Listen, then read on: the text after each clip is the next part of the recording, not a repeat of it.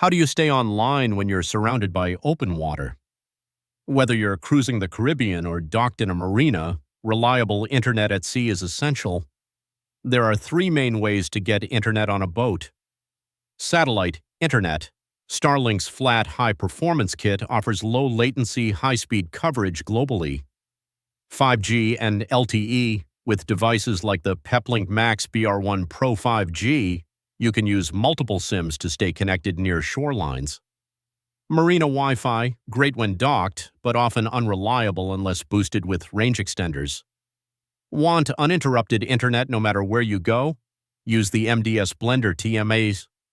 It bonds up to four sources, like Starlink, OneWeb, and 5G, into one seamless high-speed network with automatic failover. With speeds up to 1 Gbps and full remote control via mobile app, the MDS Blender TM keeps your entire crew connected, entertained, and operational. For the best marine internet, combine satellite, cellular, and Wi-Fi using the MDS Blender TM. Plug and play, unlimited data, full control. Stay connected wherever the ocean takes you. Learn more at Marine Data Solutions.